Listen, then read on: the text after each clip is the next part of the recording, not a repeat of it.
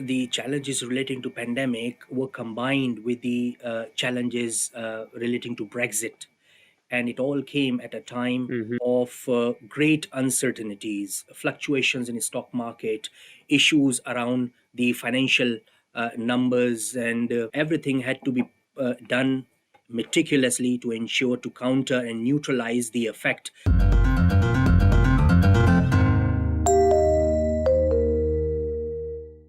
From Swoop, it's Take the Plunge, a podcast about how business owners decided to stop what they were doing and took the plunge to start their own business. We take a look at how they came to that decision and what those first crucial steps were in getting their business up and running. My name's Kieran Burke, and I'll be your host for this episode. Today, we're joined by Adnan Niazi, who's the founder and CEO of Novus Altair, a pioneering security services company. Novus Altair supplies security services to the likes of McDonald's and Sports Direct and have expanded their offering throughout the pandemic to supply security guards for COVID-19 wards for the NHS. Their mission is to continually raise their standards and become the organization that stands out in the security and IT industry. Adnan himself comes from an esteemed educational background with a bachelor's in mechanical engineering, a master's in computer aided mechanical engineering, and a PhD from King's College. You're very welcome, Adnan. We're delighted to have you. How are you doing this afternoon? Hi, Karan. Thanks a lot. It's very wonderful to see you. With this podcast, we like to start things from the beginning of your entrepreneurial venture. So, if you could tell us how it all started and why you decided to take the plunge into the world of business, that would be wonderful. Oh, yes, sure. There was always this something at the back of my mind about entrepreneurship, doing something in an independent capacity with a lot of freedom to make decisions and take on challenges. That was always there in my mind. And it was simply the matter of time and perhaps the opportunity, which eventually came up roughly around 2010 in the run up to London 2012 Olympics. And I thought, look, Mm-hmm. how exciting that could be if I would also, or my team members would also be a part of this exciting opportunity, especially when you are around East London area. You can't simply ignore such a huge opportunity. So it was the opportunity for me in the early stages to take a plunge, if you like, and see whether whatever Yep. it was in my mind, at the back of my mind, in terms of how I could explore any hidden talents. And that was when we decided to move ahead with this journey. And in terms of getting that first, say, customer, you've obviously got an economic equation that's telling you you've got a product that would work for these retail customers. How did you convince them to showcase that this is the right method and I've got something here that's going to save you money and be a good product fit for you? You've got to have some sort of unique selling point. Of course, the cost was there, the mathematical models were there, the elements that were required as the key ingredients were there, but one thing that was missing was our credibility in the market. Where How would we be able to convince potential clients, especially when you are surrounded by huge number of established big names? How would you convince them? So something else Hmm. had to be there. So within the first 6 months, we took a very huge decision early in the early part of our startup to go ahead with the accreditation for ISO 9001 certification in four different sectors of the security industry, which was a Hmm. huge step. I mean, at that time, I had spoken to so many consultants around that sort of work, and it was unheard of for a single person company to go for ISO 9001 certification. But I decided to spend a lot of my early startup time in working towards getting this quality accreditation as a seal of quality, Hmm. independent seal of approval. It was very important for us.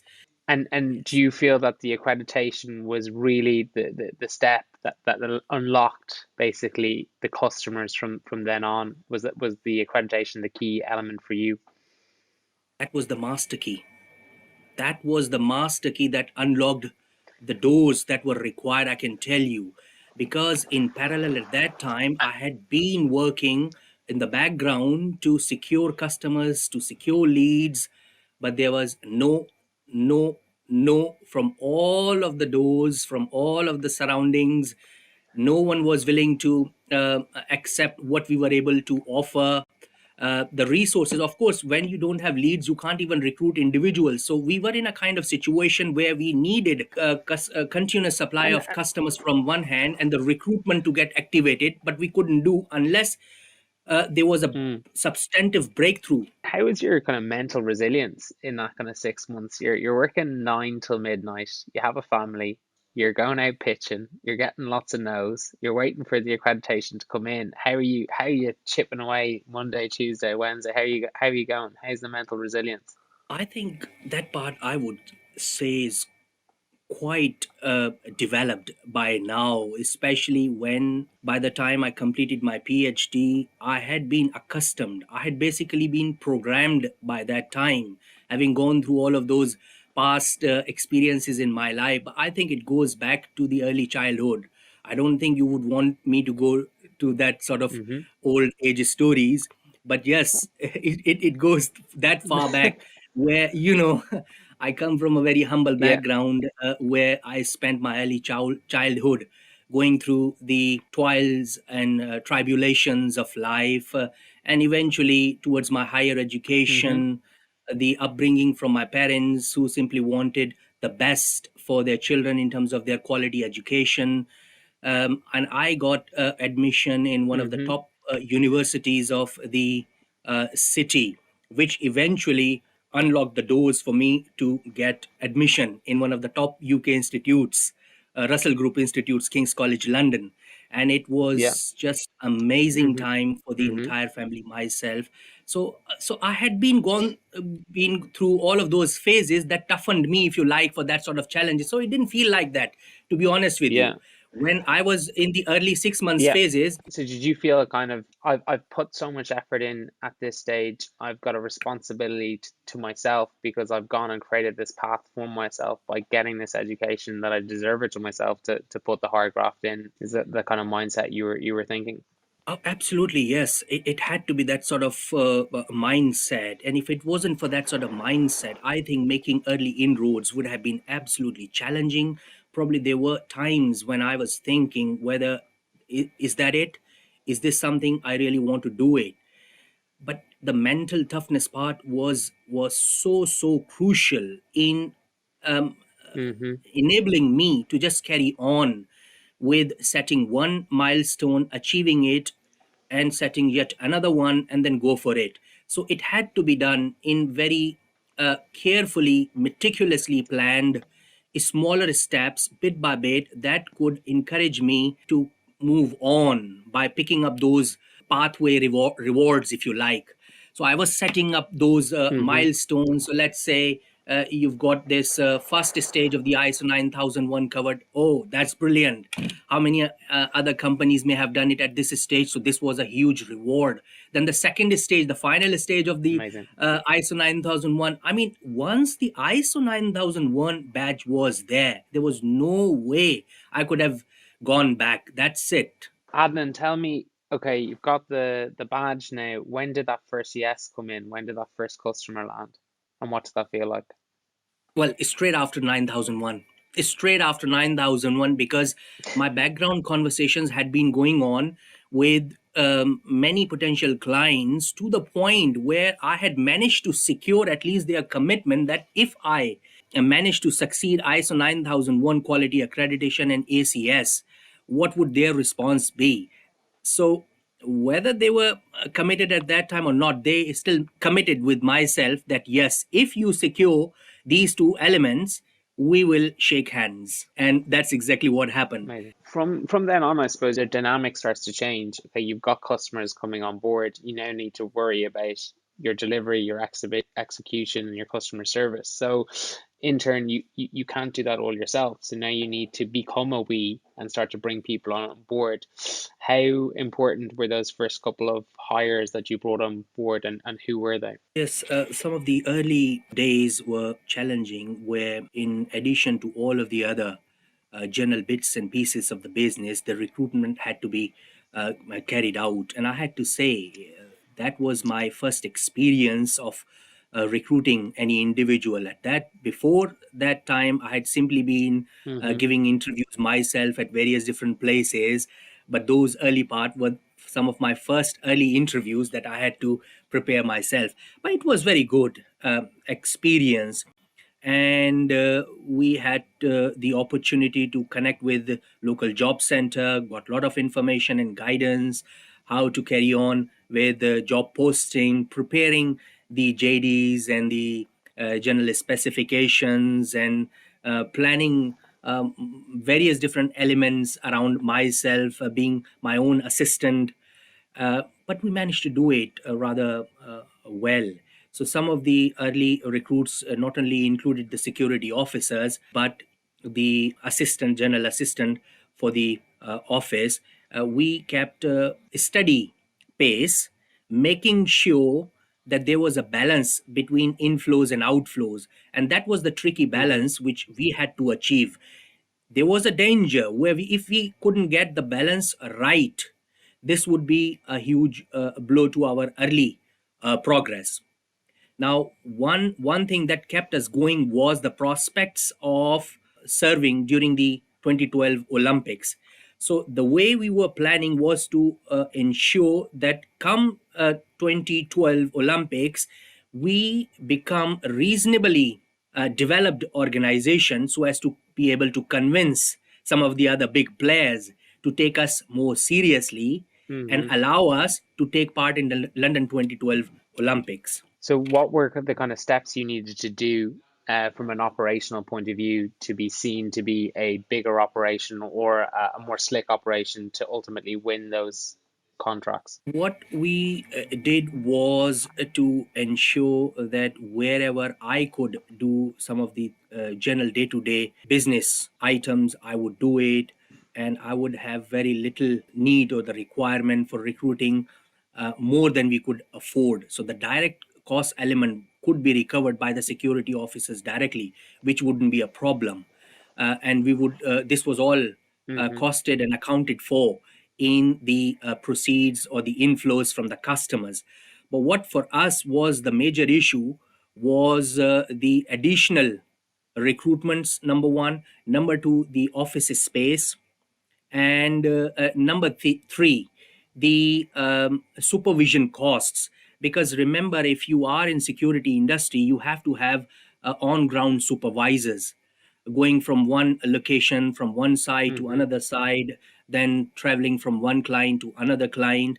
So this was a huge challenge for us. And I was involved in all of these areas. So I was supervising, I was moving from one side to another side, meeting clients myself. And many clients like that.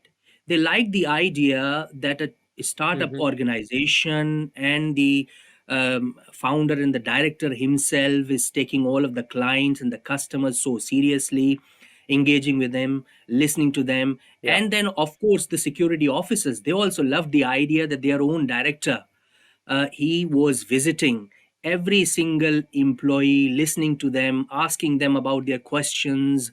Of course, most of them were not aware that at that time we only had two people in the office.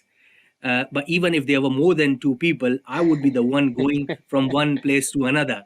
So, yes, this all actually stacked up nicely together to create the right sort of environment for us to proceed and flourish. Talk me through then that next stage of evolution. You've started to win over these customers and you're starting to expand and take a bigger customer. How did you then start to scale the business up to meet with those kind of flourishing demands? Yes, London 2012 was going to be, as expected, the springboard for the business that we anticipated, and it turned out to be the case. And we leveraged that opportunity to the utmost advantage of the business. At that time, from the situation where we were struggling with the inflows, this became a different kind of challenge altogether, where we had to find resources for managing the operations very well. where the large number of officers were deployed, were recruited in a very short span of time. We were managing events.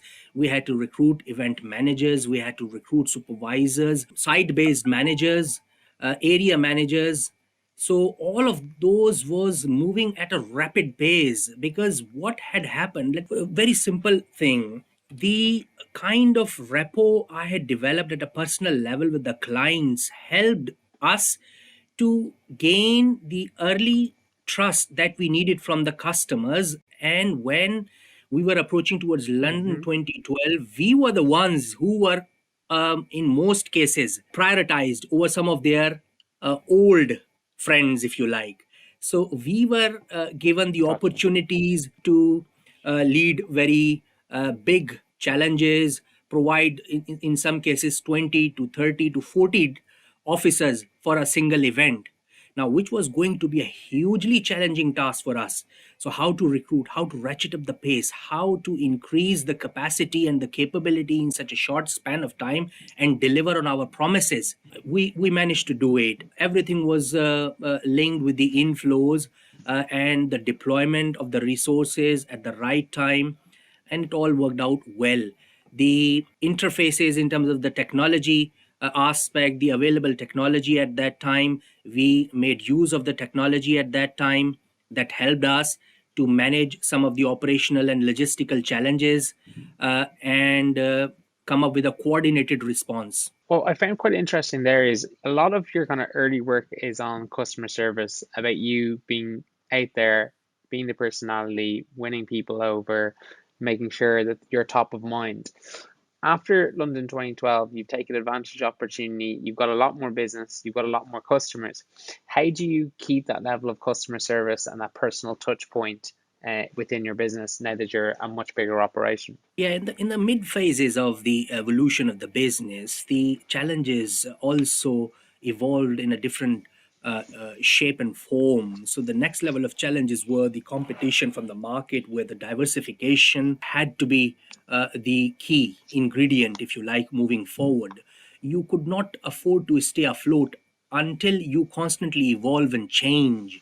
And we as a company had to find a way of evolving constantly. And for us, being myself, if you like, personally coming from the technology background, it was simply a matter of when and not if the technology would be our backbone. And so it was at that time that we decided to shift our focus from the manual operations and some of the Mm-hmm. physical intervention and the human intervention towards automation side. And it was at that time that we Gotcha. decided to diversify ourselves, to begin within the IT area, where the whole idea was to make sure that the IT department within the organization was verticalized to the point where it was sufficient to deal with the internal challenges of the organization in the first place.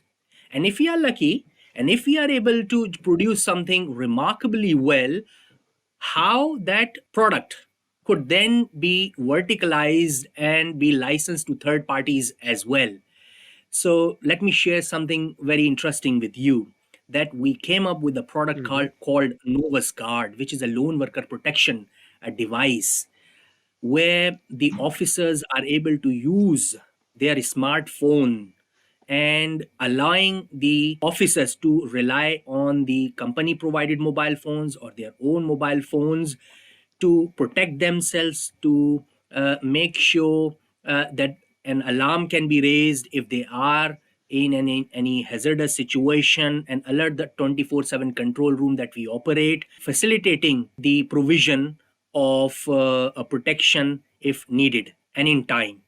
Now, that was not only liked by our officers, but also our clients. Mm-hmm. And that's where we are now heading towards. And did you make the decision to develop the technology internally, or did you look to outsource that technology and manage it? To begin with, we did explore various different options. We went out, we wanted to explore who could do this for us. We spoke to various different suppliers, existing suppliers. The problem for us that I envisaged was that the level of customization that we needed was not there. the standard products were there out there in the market, and I just could not be satisfied with the kind of products available in the market, because Mm-hmm. most of those products left gaps in our expectation, and still that came with very high bill, so the value for money wasn't there. Gotcha. And if the gaps in such an important product could be left, you are still leaving your potential employees, your current employees, vulnerable to safety hazards. And by that time we had gained roughly around 7 to 8 years of experience in the industry. Not a lot, but good enough for us to ensure that we could capitalize on our industry experience and combine it with my technology background to help us get Mm-hmm. on board talented individuals who could help us to secure the vision for the product. And so that went very well. That went very well, to the point that in the first year of our development, we tendered for a council project. So we were able to win the project from two London councils, two greater London councils. That was a huge, huge success for us, where this came as an independent seal of the product quality, and we were able to convince big London councils about the product and win the contract. In terms of like going from that management of quite a manual base to starting to manage technology, did that present challenges as well, or was it just a big massive opportunity that it brought with it? The challenges that come with the technology are always there, and they will be there in one way, shape, or form. They will be evolving, and we learn from those challenges. In the early phases of the product development, the challenges related to the recruitment of right kind of individuals for the product, because we were the security industry. Getting the right talent from the IT background to work for a security company was a huge challenge.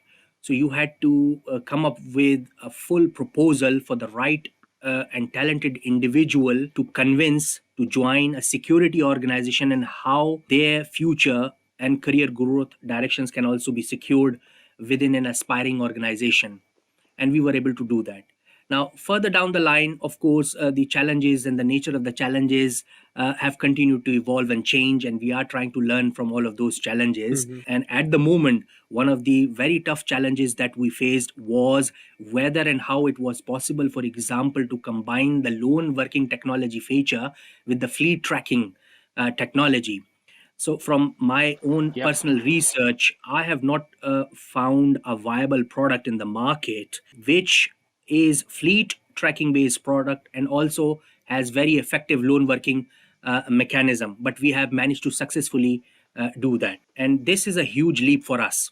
So, this was a huge technological leap where we have now combined the fleet tracking technology of the product with various different kinds of alarms, roughly about 14 different kinds of alarms, which allow the product to activate the alarm either in active or in passive mode, thus alerting the authorities Mm-hmm. about the impending dangers that an individual employee or the user of the app may be in, and come up with the matching response. And speaking, I suppose, of challenges, Adnan, obviously we've gone through a year of the pandemic. How has that affected your business? And I know you've obviously pivoted a bit in terms of your customer base, but how did you react to it, and what were your thoughts as you went through it? The challenges relating to pandemic were combined with the challenges relating to Brexit, and it all came at a time Mm-hmm. of great uncertainties, fluctuations in the stock market,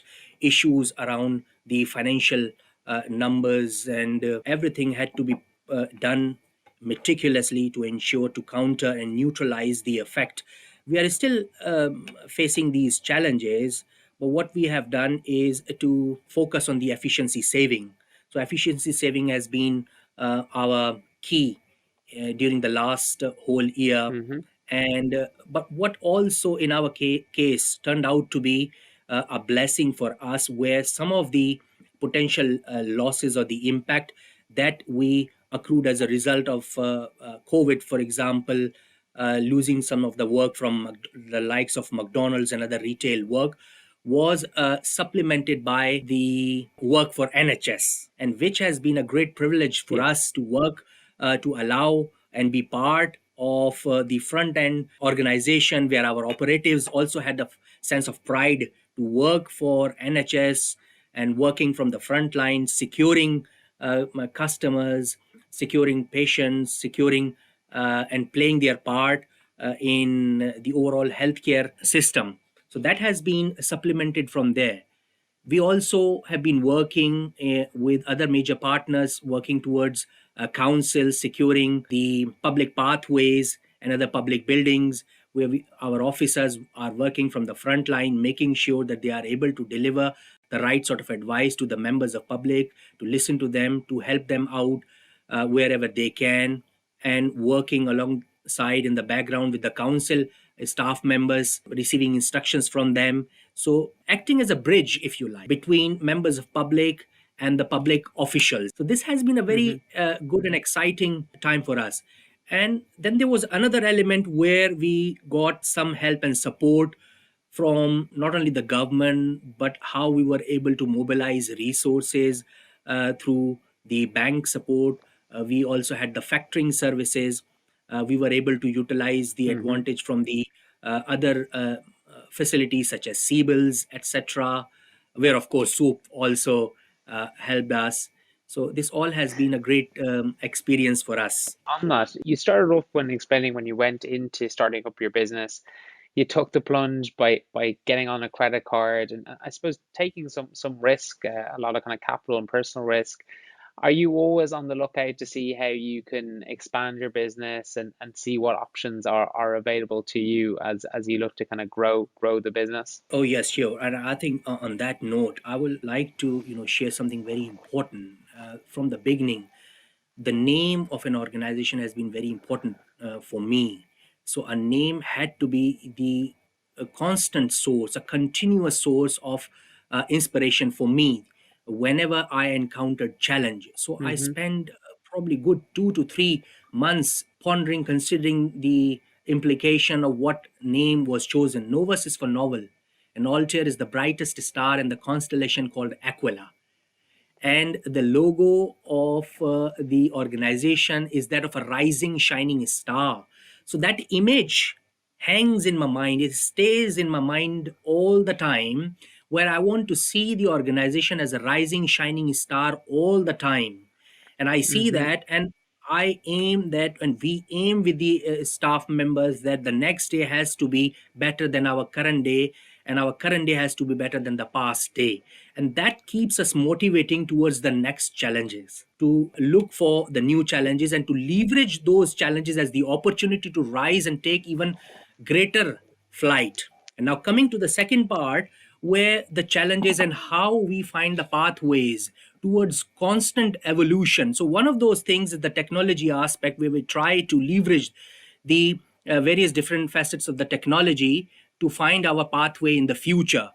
And to that extent, when we decided to take a plunge in the IT side, and that challenge came worked out very well. At the same time, we started working with top institutes, top global institutes, including number one university called Tsinghua University in China, and King's College London, of course, here, and Tianjin University, in terms of the research aspect. So, one of the concepts propounded in the area of mobile patrol robots assisted by drones that could be deployed in the area of security is something that we are taking on board as the future challenges. That could take us around 5 to 10 years, but we are already planning for the future and for the times ahead. Hmm. So there is going to be I a love it. transition already in place from this lone worker device towards this drones and patrol based robots future. How do you kind of develop that mindset of running the business from a day-to-day point of view and to take your metaphor, understanding what the next shining star is in 3, 5 years? How do you balance the day-to-day with always being trying to stay ahead of the curve of what's coming down the line? A kind of vision, I think, is required. A bird's flight is needed, where you have to constantly be in a position to raise your level from the ground and feel you are flying up there and get a good bird's eye view and then come down when it's needed. How do you translate that in actual situation? I think it just comes quite instinctively, and probably you learn from your past experiences. Whenever you make a mistake, you need to have that sort of attitude to learn from it. Whenever you fall, you have to be Hmm. ready to pick yourself up, get up and move on. There is always something in failure which prepares you for being better prepared and to get ready for bigger challenges. Without failures, I suppose the tasks of achieving and setting yourself bigger targets would be very, very difficult, I suppose. If I could take you back, and if you probably could recollect some of those rising star moments in the past for you guys, is there any couple of moments that really stand out in terms of big moments, big wins, maybe winning McDonald's or something like that? Or are you always just looking into the future? One of the early ones that I can't forget is the accreditation, and because that was a major breakthrough, we wouldn't find the The master master key. key.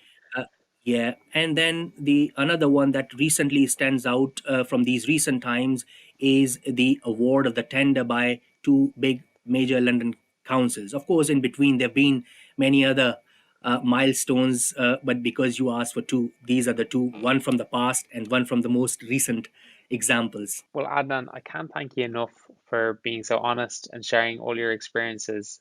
And it's so inspiring to see you saw that opportunity with the London Olympics and you just dove straight in there, put in the hard graft, and got that master key, as you said yourself.